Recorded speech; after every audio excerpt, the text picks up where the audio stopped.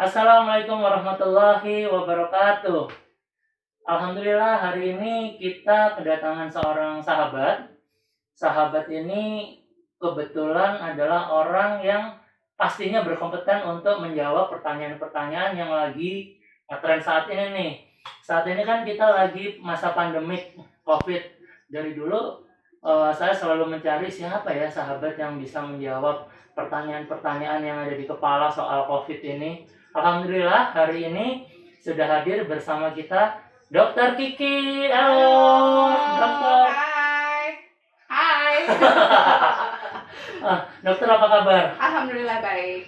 Iya, nih pastinya di masa-masa pandemik ini orang yang paling sibuk adalah tim medis ya. Tim medis Ya, kesehatan ya. ya bisa dibilang begitu.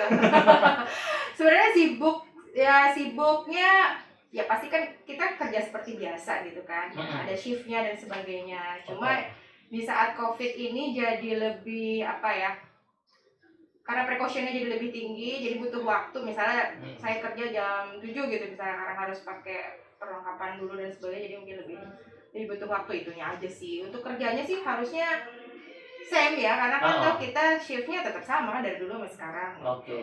Mungkin dokter Kiki bisa dijelasin dulu, dokter Kiki ini dokter apa, kemudian bertugasnya di mana, silakan. Saya dokter spesialis bedah anak, bedah buat anak-anak. Saya kerja di RSCM. Jadi bukan rumah sakit COVID ya RSCM, tapi ya kalau ada pasien COVID tetap kita rawat dan ada ruangan khususnya gitu. Oke.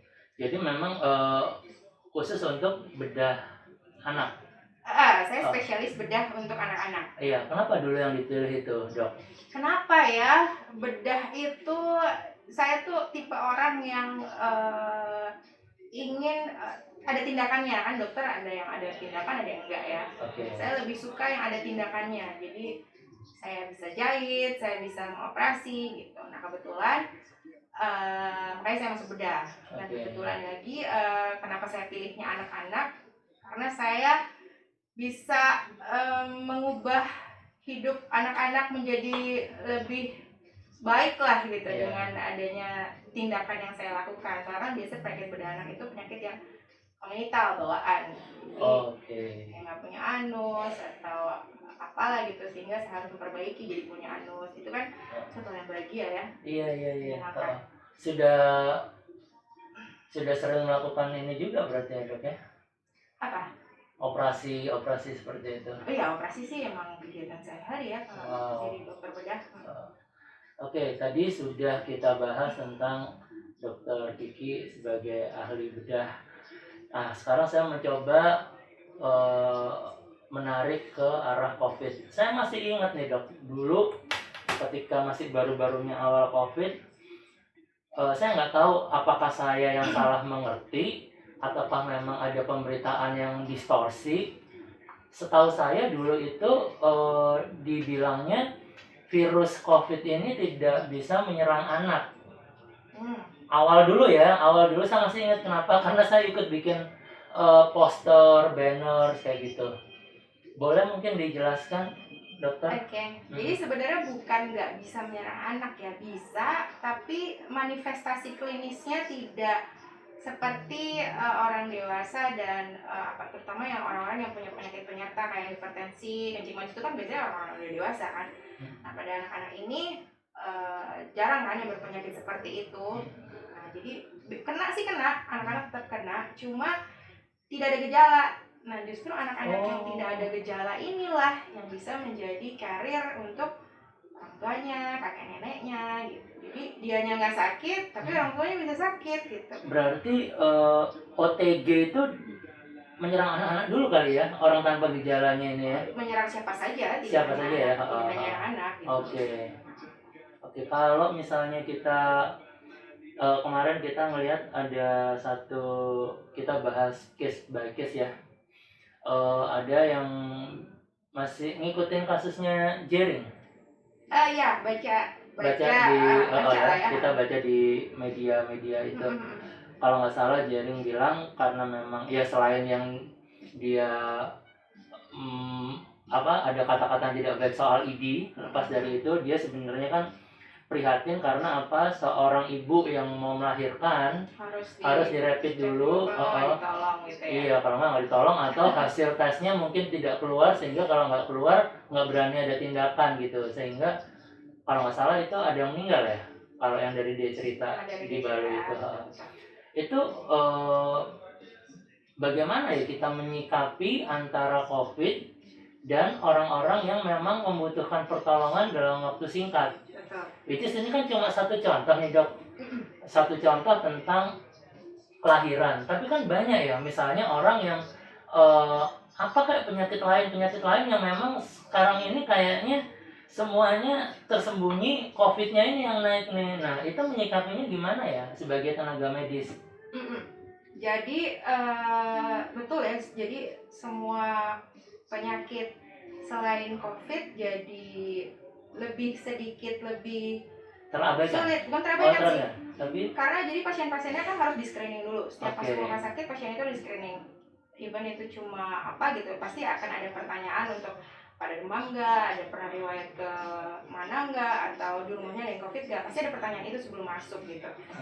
Nah itu menjadi lebih terhambat dong untuk penolongannya gitu. Jadi lebih lama lah antriannya, dan pasien kan pasti nggak cuma satu gitu. Iya benar. Betul, jadi itu lebih lama. Apalagi kalau pasien itu butuh tindakan, jadi akan berlama-lama di rumah sakit, seperti kayak melahirkan, atau misalnya butuh perawatan lama, misalnya diinfus lah, harus diinfus, dikasih obat. Tentu dokter itu harus bisa memisahkan pasien-pasien yang COVID dan yang bukan COVID. Jangan sampai pasien-pasien yang ada COVID-nya ini nanti akan menulari pasien yang bukan COVID gitu. Jadi harus regulasi pasiennya harus benar gitu dari awal gitu. Jadi yang kira-kira curiga COVID ya harus di ruangan yang ini, yang curiganya bukan COVID ya harus di ruangan ini, jangan jadi satu. Nah itu agak menghambat sebenarnya, betul. Karena di lapangannya ya, kita ngomong secara teknis luar biasa ya. Terhambat pasti, karena kan ya tenaga kesehatan kita juga sedikit, terbatas. Terus pemeriksaan kita kan juga nggak secepat luar negeri yang mungkin orang masuk, kalau mau masuk ruangan harus di PCR swab dulu gitu ya, atau mau operasi swab dulu, hasil 3 jam kemudian keluar. Kita enggak, kita 5 hari baru keluar gitu. Baru sekarang ini yang pemeriksaannya mulai cepat ya, ada sehari gitu ya. Dulu kan waktu awal-awal itu nggak ada, sampai sekarang pemeriksaan 2 minggu baru keluar hasilnya gitu. Nah itu jadi lama sih, Jujur pasien-pasien yang dirugikan ya, maksudnya pasien yang bukan COVID, penanganannya jadi lebih lama dan jadi dirugikan sebenarnya gitu. Dan himbauan terus-menerus agar mereka sebisa mungkin tidak ke rumah sakit untuk menghindari COVID itu sendiri. Iya, satu, kedua juga kalau ya sebenarnya kalau memang butuh rumah sakit emergency ya wajib lah rumah sakit gitu ya. Tapi kalau yang kayak sebenarnya bisa diobati di rumah gitu ya, itu ya kan nggak harus ke rumah sakit lah gitu. Gitu sih. Iya. Jadi sebenarnya menghambat sih ya. Sebenarnya bukan maksud kita untuk menghambat gitu, tapi ya ada protokol yang harus diikuti gitu kan. Ada protokol, dan jangan sampai orang itu bisa membuat yang lainnya jadi ada yang bilang COVID ini sebenarnya virusnya ringkih tapi daya tularnya luar biasa. Ringkih dalam artian kita pakai sabun aja dia udah mati. Kita pakai masker dia nggak akan nular kayak gitu kan, sama social distancing. Karena itu disebutnya ini virus nggak kuat-kuat amat, cuma daya tularnya luar biasa. Apa bener gitu dok? Betul. Jadi memang lebih cepat menular ya mungkin ya, dengan apalagi kalau nggak pakai masker dan sebagainya, itu lebih dari udara ini dengan droplet bersin orang bisa langsung menular gitu. Apalagi kalau orang yang ditularinya itu orang di sekitarnya itu tidak ada daya tahan tubuh yang baik gitu, jadi manifestasi klinisnya bisa berat bahkan gitu ya, walaupun dia tidak ada penyakit penyerta. Iya sih benar, virulensinya lebih tinggi. Makanya walaupun dia kembarannya SARS gitu ya, dia kan yang SARS-CoV-2 kan, yang sebelumnya kan SARS-CoV yang pertama gitu ya. Walaupun SARS-CoV-1 ini tidak sevirulensi ini, tapi angka kematiannya lebih tinggi dibandingkan yang SARS-CoV-2 sebenarnya. Tapi cuma tidak terekspos atau bagaimana? Terekspos sih. Pas saat zamannya itu, pada waktu itu kita juga takut. Cuma kok ternyata kok nggak nular-nular amat gitu ya, berarti aman dong gitu. Walaupun dia angka kematiannya tinggi. Berarti memang keistimewaan dalam tanda kutip nih dari COVID, daya tularnya yang luar biasa itu ya. Betul. Oke. Nah, sekarang kenapa nih? Kok kita kalau tertular COVID harus minimal 2 minggu mengisolasi diri? Satu karena memang inkubasinya, masa inkubasi dari mulai misalnya saya kena hari ini gitu, ada seseorang gitu positif kenain saya gitu, terus saya baru tahu di besoknya, oh yang kemarin ternyata teman saya positif gitu. Untuk sampai saya bisa jadi sakit itu sekitar 10-14 hari. Oke. Nah kalau sampai 10-14 hari saya tidak ada gejala, artinya aman dong. Nah, gitu. Oke. Hanya 2 minggu. Kenapa saya tanya itu? Saya ada seorang kawan, dia tidak tahu kalau dia itu OTG, sampai akhirnya ada satu acara di mana acara itu mewajibkan setiap orang untuk rapid. Rapid pertama lolos, ada rapid kedua. Rapid kedua bereaksi ya, bukan non reaktif, bereaksi, sehingga dia tidak jadi masuk ke acara itu. Dia langsung melakukan swab di rumah sakit. Negatif. Positif. Oh positif. Positif. Oke, positif. Dia 2 minggu sudah di rumah. Dia udah mengisolasi diri, makan minum yang sehat segala macam. Pas dicek lagi masih positif lagi.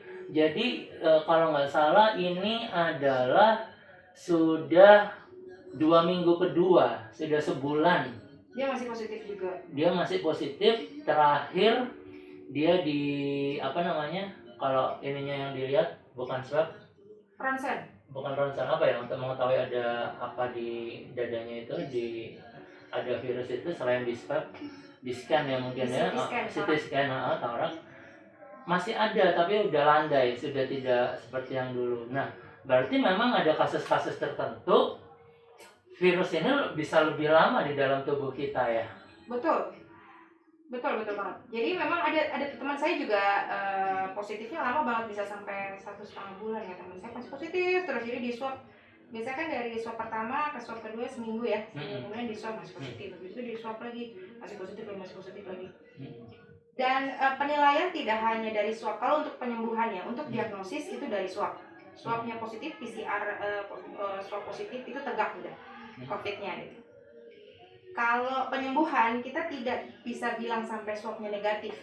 Sekarang ya namanya ini penyakit baru ya, baru tentu ada penelitian baru, dan mereka juga bisa melihat dari pasien-pasien, oh ternyata walaupun positif tapi gejalanya udah nggak ada, ternyata daya menularnya lebih rendah dengan CT value itu tadi. CT value itu adalah nilai di mana virus di dalam tubuhnya ini rendah atau tinggi gitu. Nah itu ada nilainya. Nah itu yang sekarang dijadikan patokan untuk bilang bahwa ini orang walaupun dia positif tapi sebenarnya daya penularannya tinggi, daya penularannya rendah gitu. Jadi udah mulai aman nih dikeluarin dari kerangkeng gitu, kesannya seperti itu walaupun dia positif. Jadi sekarang udah bukan lagi harus negatif 2 kali. Dulu kan pas kalau kriteria sembuh harus negatif 2 kali. Sekarang dokter walaupun masih ada rumah sakit yang membuat protokol masih harus negatif swab 2 kali. Tapi kalau sekarang mulai mulai kendor lah, tidak hanya dari PCR, karena ada orang-orang yang seperti itu gitu. Ada gejala tapi PCR positif terus gitu. Nah, jadi kita ngeliat dari CT value-nya itu. Jadi kalau CT value-nya udah mulai oke, udah mulai dibilang dia tidak menular lagi, nggak apa-apa, jangan tetap sembuh. Tapi tidak ada gejala ya. Kalau ada gejala kita dan PCR masih positif ya masih COVID. Iya. Nah, ini nggak ada gejala sih. Kawan saya nggak ada gejala. Jadi kalau nggak ada gejala, CT value yang kita lihat selain dari swabnya. Dok, tapi gini, di dunia kesehatan sendiri terutama jelas-jelas COVID ini merombak. Betul. Merombak tata cara bekerja apa segala macam, termasuk APD segala macam. Effortnya jauh lebih luar biasa sekarang ya, ketika mau dinas atau mau masuk ke rumah sakit. Iya, Screeningnya juga betul. berlapis-lapis. Untuk tim medisnya sendiri? Tim medisnya untuk tenaga betul sih, perlu tambahan lah ya untuk screening. Pasti kita butuh orang untuk men-screening di luar dulu kan sebelum si Iya. pasien itu masuk. Terus kemudian kalau misalnya kita masuk ke ruangan khusus COVID, itu kita juga perlu ada spare waktu untuk kita pakai pakaian APD ya, APD. APD itu minimal pasang tuh 15 menitan lah, 10-15 Oh ya, menit. Iya. sama itu. Sarung tangan segala macam Iya kan kelengkapannya. ada peraturannya. Maksudnya kita pasang apa dulu gitu. Oh. Mulai dari ini. Dan setiap mau pasang cuci tangan gitu. Begitu pula melepasnya pun dimulai dari ini dulu, terus cuci tangan. Habis itu buka masker, cuci tangan. Buka ini, cuci tangan. Itu butuh waktu buat kita untuk, kalau dulu kan kayak dari ruangan satu ke ruangan lain ya udah gitu, tinggal cuci tangan biasa aja terus bisa gitu. Sekarang kayak harus mandi dulu kan. Selesai dari ruang COVID, itu kita harus mandi, wajib mandi. Oh gitu. Iyalah wajib mandi. Kamas ya? Iya. Wajib mandi benar-benar kayak mandi wajib. Iya. Basah semua ya. Basah semua. Jadi baju harus ganti juga. Baju harus ganti. Nah itu sehari itu bisa menghabiskan berapa APD satu tenaga medis? Apakah memang dari pagi sampai sore APD-nya itu lagi atau? Iya, tergantung lah. Kalau misalnya kayak perawat gitu, perawat kan di situ-situ terus ya. Pasang infus, observasi pasien dan sebagainya. Iya, biasanya kita tergantung rumah sakit tenaga medisnya ada berapa. Jadi bisa dibagi shiftnya berapa. Jadi biasanya sih per 8 jam. Per 8 jam mereka ganti, dan selama 8 jam ya mereka pakai satu APD itu gitu. Kecuali ya kebelet-belet banget gitu, misalnya mau buang air besar, harus ganti. Ganti baru. Oh, bukannya itu dipakai lagi? Nggak bisa? Nggak bisa. Kan ini udah ceritanya nih, baju ini udah kena ludahnya orang COVID gitu misalnya ya. Iya. Ya masa kita pakai lagi? Nggak mungkin kan? Bayangkan kan misalnya masalah cuma mau ke toilet atau apa, harus ganti baru. Ganti. Berarti kalau orang malas ganti, sebisa mungkin ya menahan pipis atau. Betul, kalau APD-nya memang cuma sedikit, terbatas, ya mau nggak mau berarti ya kita pakai itu selama 8 jam. Tersiksa loh. Sahabat nih, para tim medis. Panas ya. Panas banget karena kan berlapis kan. Iya. Baju dinas kerja gitu ya, pakai baju rumah sakit dinas kerja biasa, habis itu pakai. Pantesan waktu itu yang viral ya, dokter di Itali. yang dia cuma pakai bikini. Iya, karena dia bilang, loh ini karena saya panas, belum pernah sih pakai APD digituin kan. Panas banget. Tapi jadi viral tuh. Iya, panas banget. Iya, panas luar biasa emang. Baju tuh basah, rambut pasti rambut lepek, ini basah, ya ampun. Sebenarnya tergantung ruangan kerjanya juga sih, kalau AC-nya oke ya. Oke, tapi kan kalau kayak kerja di misalnya di ruang bayi kan nggak ada yang dingin banget kan. Bayi kan butuh kehangatan. Yang udah hangat, kita pakai baju yang lebih hangat lagi. Panas lah judulnya. Nah, dokter satu lagi, ini banyak sebenarnya nih yang di kepala, cuma saya harus menyesuaikan karena ada namanya durasi. Jadi gini, kita sudah tahu COVID ini menjadi wabah global, sehingga menjadi isu yang global juga.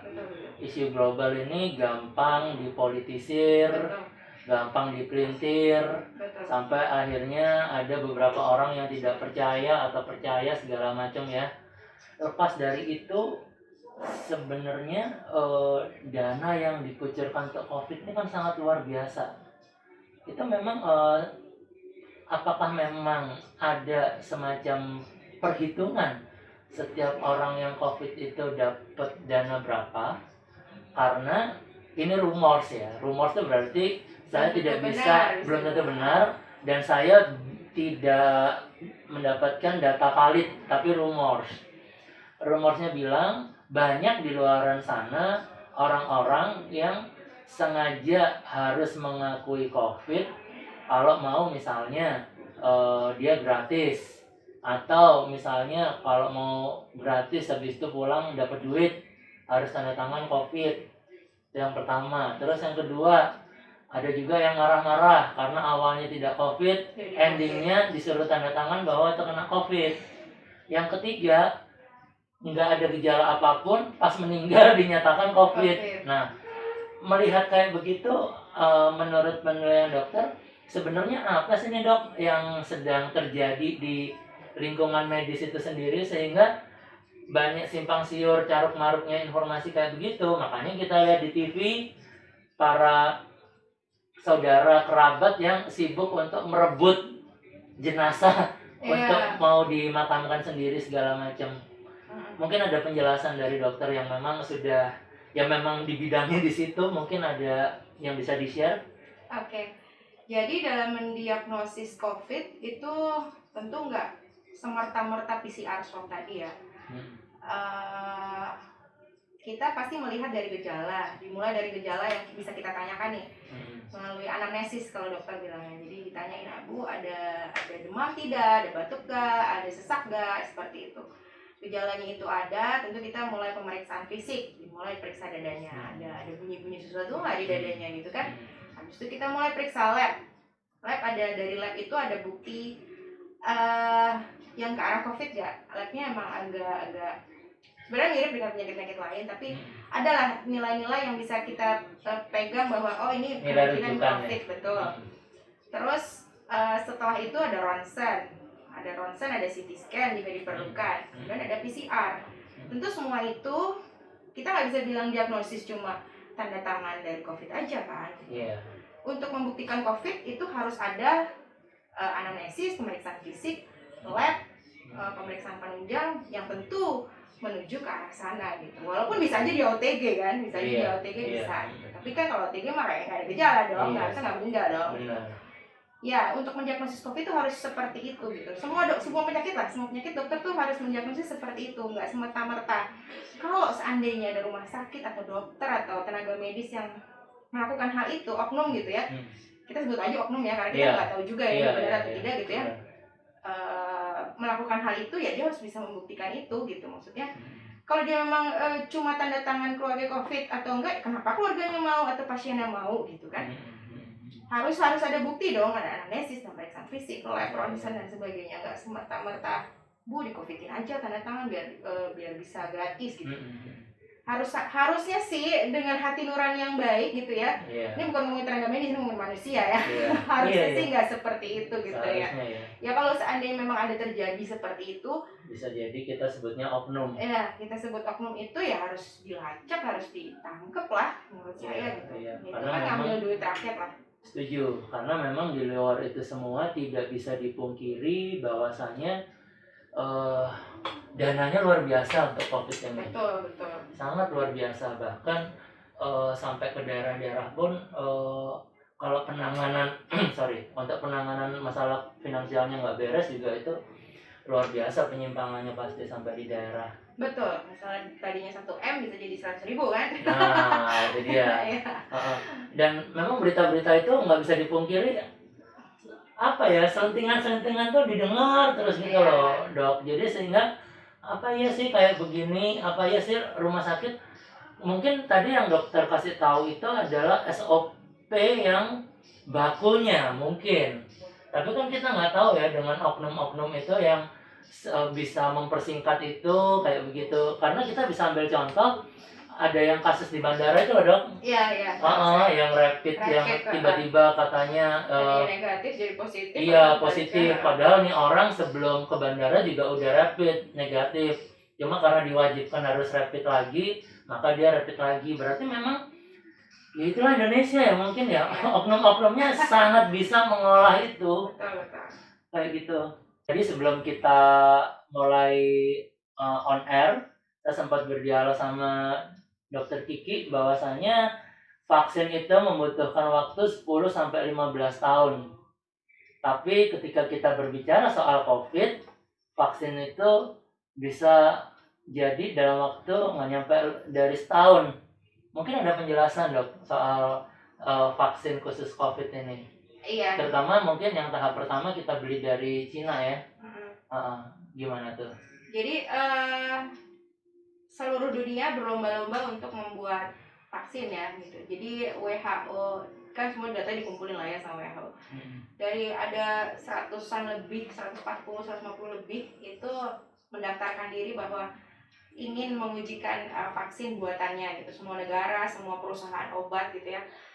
Nah, semua berlomba-lomba dengan metode apapun gitu ya, cara pembuatan vaksinnya. Nah, dalam uji vaksin itu ada preklinik, ada klinik. Preklinik itu diuji ke hewan, hewan terbukti baik gitu ya, baru diuji ke manusia. Uji ke manusia ini ada 4 fase, fase 1, fase 2, fase 3, fase 4. Fase 1 dan fase 2 itu hanya pada manusia-manusia yang sedikit aja gitu. Jadi hanya untuk pengen tahu ada efeknya atau tidak, dan ada efek sampingnya gimana dari obat atau vaksin yang digunakan itu. Fase 1 lewat, fase 2 lewat, sampai fase 3. Fase 3 ini mulai diujikan ke masyarakat luas dengan sampel yang lebih besar. Bisa ribuan, dan kalau sekarang kan bareng-bareng semua negara. Jadi misalnya kayak Cina ini, dia berusaha mencari sampelnya dari semua negara juga kan gitu. Jadi termasuk Indonesia gitu, untuk produksi vaksinnya ini efektivitasnya kayak gimana gitu. Namanya uji 3. Uji 3 ini juga sebenarnya lama harusnya. Tapi ini kan karena pandemi kan harus Kenapa harusnya lama? Karena memang ada penelitian lagi ya setelah itu dicoba ke spesimen. Ya, karena kan kita pengen tahu sebenarnya efektivitas vaksin. Vaksin itu kan yang kita tahu kayak misalnya tetanus lah ya. Tetanus itu kan berapa kali tuh, waktu kita kecil kan 3 kali. Terus waktu SD ditambah lagi sekali. Kita nggak tahu nih vaksin yang dibuat ini seperti itu atau setahun sekali atau bisa seumur hidup dengan sekali vaksin gitu. Kita belum tahu itu. Itu kan butuh waktu bertahun-tahun tentunya. Apakah imunitas yang dihasilkan oleh vaksin tersebut bisa bertahan atau landai turun, nanti harus di-booster lagi, landai turun harus di-booster lagi, seperti itu. Itu butuh waktu lama untuk tahu itu. Nah, pas uji klinik 3 ini di WHO ini sudah terdaftar kayaknya cuma belasan lah dari 150 tadi yang sudah lewat fase 1, fase 2 yang benar-benar berhasil, yang sampai saat ini masih ada itu ada belasan kalau nggak salah, 10 atau belasan gitulah pokoknya. Termasuk yang dari Cina ini, Sinovac ya. Itu kemudian sedang berjalan nih fase uji klinik 3-nya sampai bulan Maret April kalau nggak salah. Ya, di saat negara-negara ini mulai bulan Juli ya, pas uji klinik. Di Indonesia mulai bulan Agustus kemarin ya. Dengan 1.600 sampel yang di Bandung itu. Ya udah, kita tinggal tunggu hasilnya aja. Jadi kalau menurut saya sih, kalau mau vaksin beneran nih, misalnya pemerintah mau melakukan vaksin untuk seluruh negaranya, harus dibuktikan dulu lah ini vaksinnya efektif atau tidak. Jangan sampai kita membuang duit yang begitu besar untuk sebuah negara, pasti kan orang penduduk kita banyak banget kan. Dan jangan sampai membuang duit tapi kita membeli sesuatu yang belum tentu terbukti. Jadi buktikanlah dulu. Menurut saya sih harus selesai dulu nih fase uji klinik 3-nya. Kalau itu udah oke dengan efek samping yang bisa kita perkirakan, jadi kita bisa tahu gimana menanggulanginya, tentu akan lebih baik dong hasilnya gitu, dibandingkan kita terburu-buru tanpa tahu hasilnya kayak gimana. Itu sih menurut saya. Jadi vaksin sih semoga bisa menjadi jawaban yang selama ini ditunggu, tapi kita tunggu hasil penelitian dulu lah. Ada satu pertanyaan satu lagi. Kita sudah beli dari Cina, tapi kenapa kita beli juga dari Kanada, ada yang dari Inggris? Apa tidak cukup yang dari Cina ini dikembangkan sehingga bisa memenuhi jumlah penduduk di Indonesia? Kan bisa dikembangbiakkan seharusnya. Tapi kenapa kita harus membeli lagi dari beberapa negara lain? Ini semua negara pada buat vaksin masing-masing gitu ya. Perusahaan obat dan sebagainya itu buat vaksin masing-masing yang kita nggak tahu efektivitasnya masing-masing karena semuanya belum ada nih uji 3 selesai. Nah itu, dan belum bisa dibuktikan vaksin satu, misalnya vaksin buatan Cina atau vaksin Kanada dibandingkan efektivitasnya bagusan mana, kita juga nggak tahu. Nah, saya nggak tahu juga sih pemerintah kenapa milihnya Cina dan Kanada, saya nggak tahu. Mungkin ada kerjasama khusus dari itu dan sebagainya, saya kurang tahu. Tapi yang Cina ini sudah fase uji kliniknya udah paling banyak sih di antara yang vaksin-vaksin lain gitu. Ke Brazil kan, ke Rusia ya? Rusia juga ujuk-ujuk udah langsung ngeluarin uji klinis 3. Kita pindah aja ke Rusia. Dia suka diem-diem soalnya. Rusia tuh. Jadi saya kadang-kadang meyakini, ini apakah memang negara-negara ini sebenarnya sudah punya vaksin tinggal nunggu tinggal jeda masa tertentu launching. Kalau sudah sampai dunia dalam fase tertentu, ya udah ini kita harus launching nih. Nah itu seakan-akan kan kemarin saling mendahului. Enggak, vaksinnya Cina, ternyata Rusia juga respon, kita sudah duluan dong, kayak gitu kan. Berarti kan wah ini mah auzubillahi min dzalik ya. Jadi seakan-akan kayak bisnis vaksin ya. Bisnis vaksin, tapi skalanya skala negara yang bermain. Skala dunia yang menjual dalam tanda kutip melalui negara, dibeli negara gitu kan. Iya, betul. Itu kok ngeri ya. Karena saya hanya berasumsi seperti yang tadi kita bicarain, Dok. Kalau dulu kita sibuk dengan minyak, habis itu kita bisa sibuk tentang data, bank data yang gede gitu ya, untuk mengkolek data setiap orang yang jadi perebutan di dunia informasi seperti sekarang ini. Dan sekarang itu kita mainnya wabah. Iya. Wabah yang kalau bisa dibilang wabah ini memang versi penularannya cepat, tapi ternyata dari sisi kematian tergolong rendah ya, Dok? Iya. Setuju? 2%, 5% lah itu. Iya kan? Tergolong rendah. Tergolong rendah kan. Sementara yang tidak terekspos oleh media, banyak penyakit-penyakit lainnya yang lebih banyak, lebih tinggi lagi kematiannya. Iya. Betul. Jadi ya mungkin ya ada grand design. Nah, gue demen nih. Tapi sejujurnya saya juga nggak tahu sih. Maksudnya saya juga nggak punya bukti apa-apa, cuma ngomong doang. Nah, ini kan kita beropini. Opini nggak apa-apa. Ya nggak tahu sih sebenarnya ada grand design atau enggak. Ini kan semua orang bilang ini konspirasi apa gitu karena kebetulan Trump mau pemilu kan.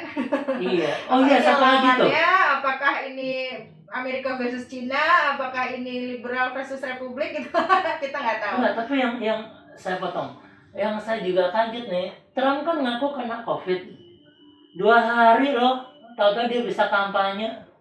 Yang naik mobil tuh, yang didesain bahwa drivernya pakai APD lengkap, itu 2 hari. Nggak sampai seminggu dia sudah bisa kampanye di beberapa negara.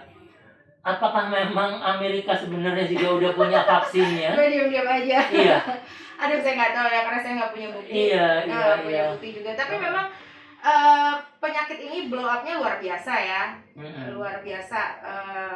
Terus banyak dipolitisir juga, apalagi dengan dekat pemilunya Trump sama Biden ini. Terus ya banyak lah. Apalagi kita udah tahu Amerika sama Cina emang lagi perang dingin gitu. Jadi kok kayaknya kebetulan banget tiba-tiba ada virus ini yang semua meluluh lantakkan sampai ekonomi. Dan ya pasti orang-orang yang berkonspirasi lah untuk bisa menebak apa ini ada hubungannya atau enggak. Tapi kan ya buktikan lah gitu. Iya. Buktikan. Kalau karena saya dokter ya, jadi saya harus based on data gitu, based on data dan based on ya apa buktinya apa gitu ya, harus ya kayak gini lah, kayak misalnya kita punya komputer kena virus, kita kan tahu bahwa antivirusnya ada diupdate tiap tahun. Jangan-jangan si antivirus inilah yang membuat virus-virus itu supaya antivirusnya tetap diupdate dan laku setiap tahun. Itu kan sama kayak gitu kan, konspirasi kan. Kita menebak jangan-jangan antivirusnya sendiri yang buat virusnya gitu supaya antivirusnya dia laku. Tapi kan virusnya ada. Iya. Virusnya ada. Apa kita nggak mau juga jadi beli antivirusnya dia? Terus kita ganti aja laptop baru. Apa selalu setiap tahun kita harus seperti itu? Kan enggak. Kita jadi terpaksa. Ya udahlah ketergantungan ya udahlah kita pakai vaksinnya gitu. Tapi saya nggak bilang bahwa ada konspirasi itu tidak ya, karena saya nggak bisa membuktikan ya. Nggak ada ngomong itu ya. Jadi tadi kesimpulan terserah kita sih.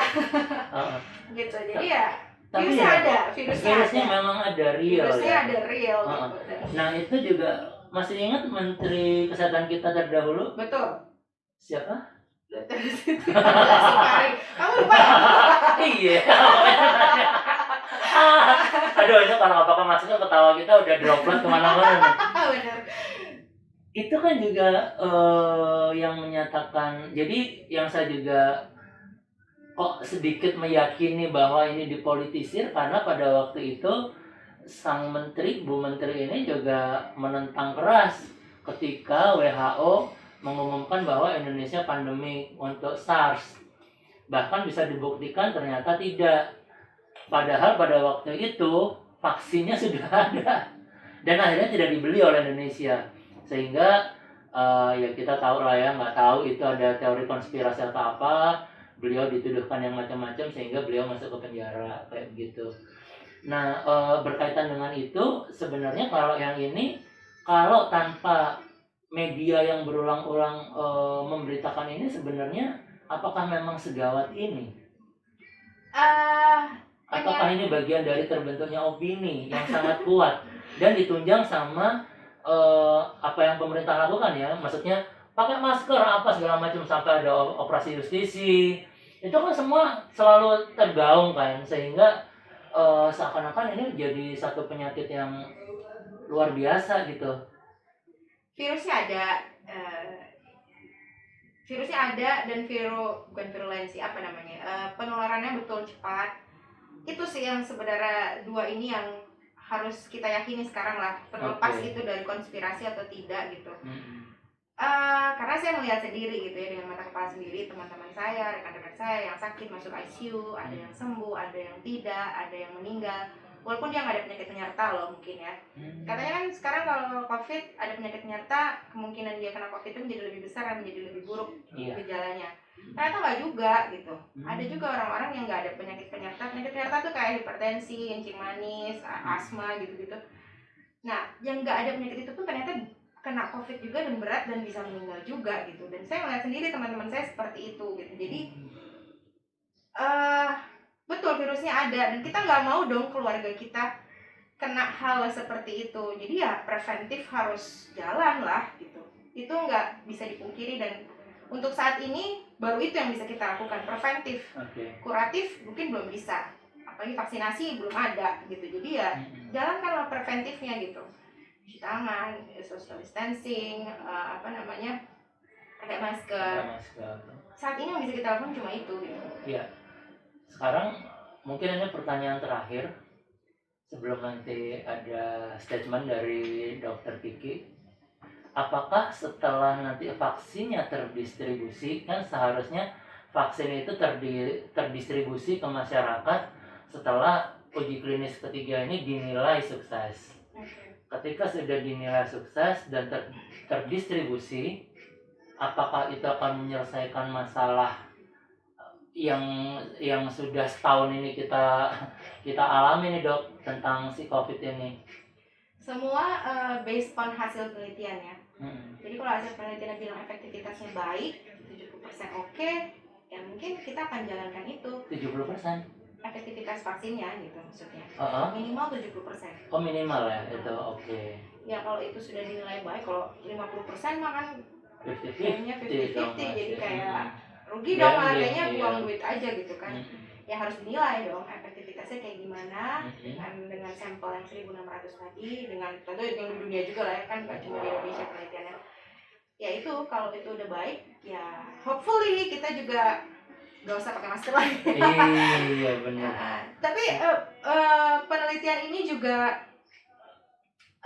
gimana ya, kalau penelitian itu kan ada masalah etik ya, ada etiknya kan, soalnya sampelnya manusia nih kan, kita nggak pengen dia kena COVID juga sebenarnya setelah divaksin gitu.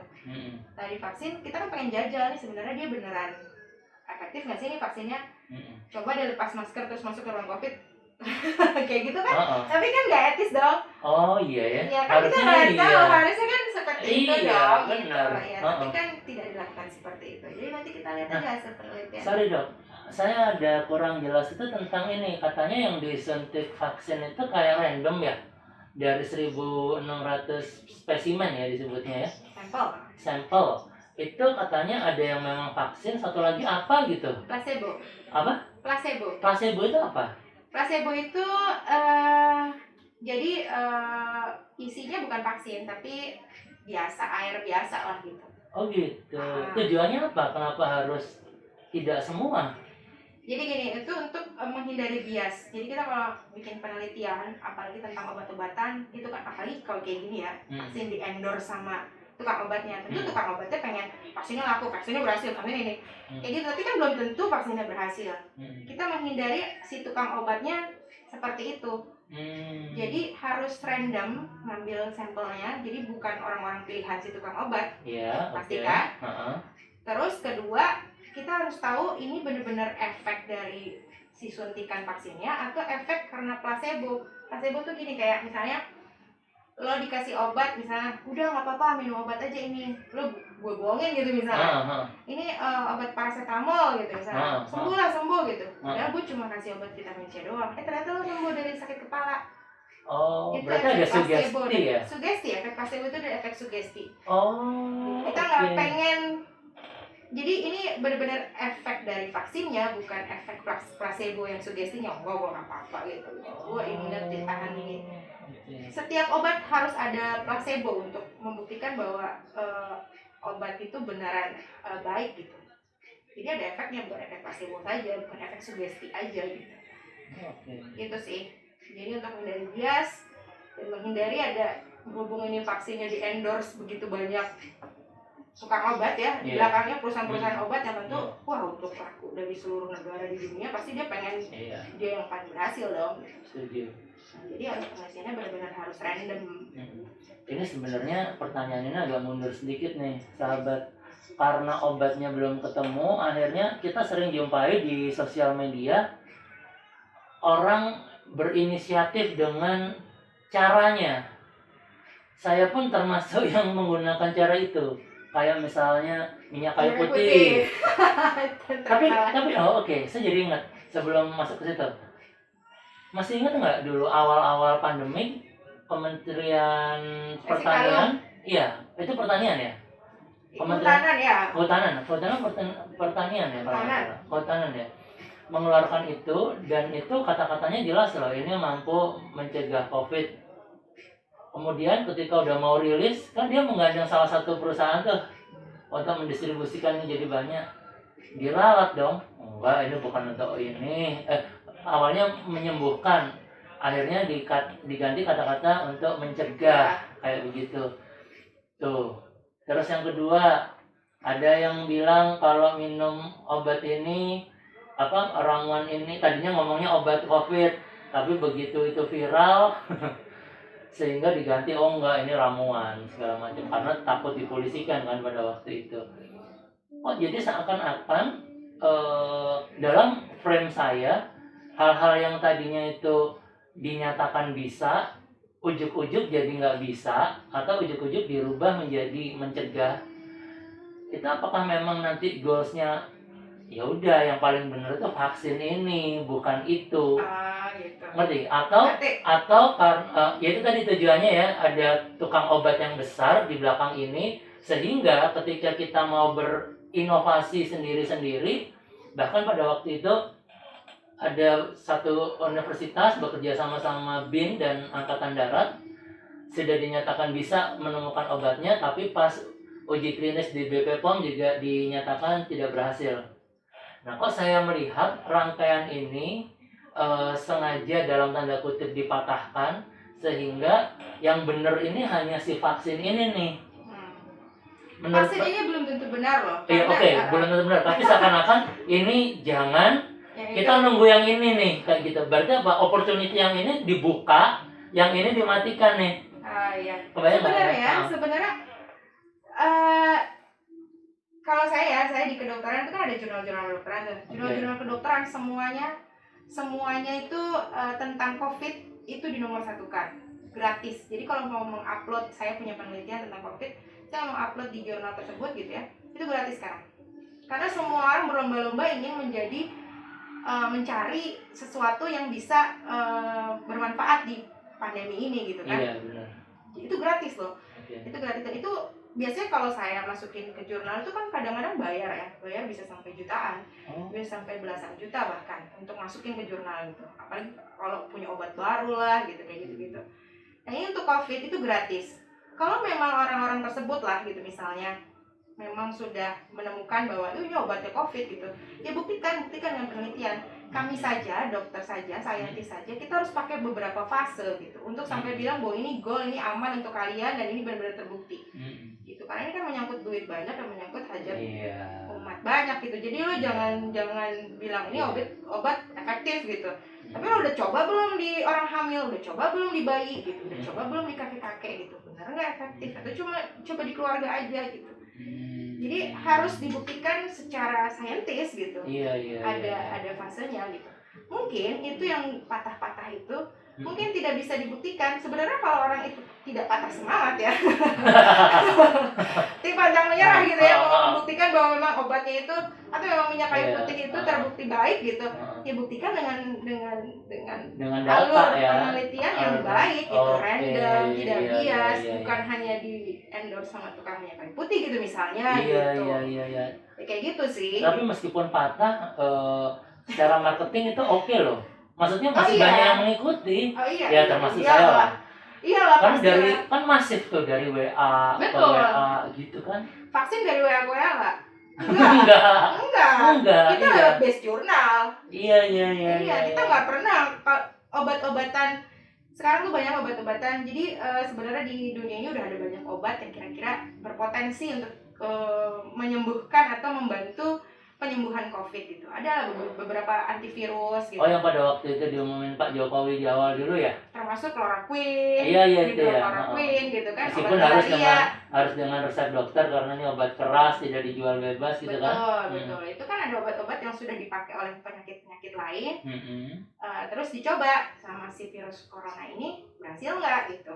Ini masih pada ongoing dan banyak yang patah semangat juga gitu. Maksudnya emang nggak terbukti gitu, kayak hidrokloroquine sama kloroquine nggak terbukti ternyata obat anti malaria. Padahal waktu itu udah banyak banget ya orang nyetok obat anti malaria. Nah ternyata penelitiannya sekarang nggak oke ternyata gitu. Terus kemarin juga ada obat, bukan obat baru sebenarnya, obat lama. Itu terbukti untuk mengurangi length of stay dari rumah sakit. Jadi kalau masuk rumah sakit, lama rawat rumah sakit, jadi yang harusnya tadinya COVID dirawat 10 hari, dengan obat itu jadi dirawat jadi 3 hari 5 hari. Artinya oke dong, menyembuhkan dong. Itu tuh ada beberapa obat yang seperti itu. Tapi ternyata dipakai yang gejalanya berat nggak ada efeknya. Jadi masih banyak penelitian seperti itu. Jadi kalau memang berinovasi untuk membuat obat baru, ayo buktikan. Justru ini kesempatan bagi Indonesia dalam bisa membuat obat gitu. Gitu sih. Oke. Dok, ini udah hampir 1 jam loh.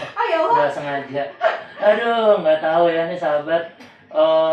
Mungkin ada closing statement dari Dr. Kiki buat para sahabat cerita MW. Kali ini kita cerita tentang COVID-19 bersama Dr. Kiki. Silakan Dok. Oke, jadi pada saat ini ya, dengan segitu banyak blow up dari wartawan, dari kiriman WA atau sebagainya, cobalah diperiksa dulu apakah itu benar atau tidak gitu. Yang pasti yang sekarang ada itu virusnya ada, satu. Yang bisa kita lakukan sekarang adalah ya 3M itulah. Itu aja dulu, yang pasti-pasti aja dulu lah. Yang nggak pasti ya jangan terlalu dipercayai lah. Kalau memang mau dipercayai ya buktikanlah gitu. Baik. Itu sih. Baik. Itu aja. Jadi tetap jaga 3M itu. Karena memang obatnya belum ada, vaksinnya belum selesai diuji cobakan, sehingga kita semua berharap minimal tahun ini vaksinnya sudah bisa terdistribusi. Tahun depan sih kayaknya. Tahun depan ya. Berarti masalah perekonomian mundur lagi dong. Karena sehat pun belum tentu langsung ekonomi bergerak. Betul. Aduh, sabar-sabar ya. Sabar. Oke, Dok, terima kasih banyak waktunya untuk di Cerita MW. Kita langsung pamit ya. Oke. Assalamualaikum warahmatullahi wabarakatuh. Waalaikumsalam.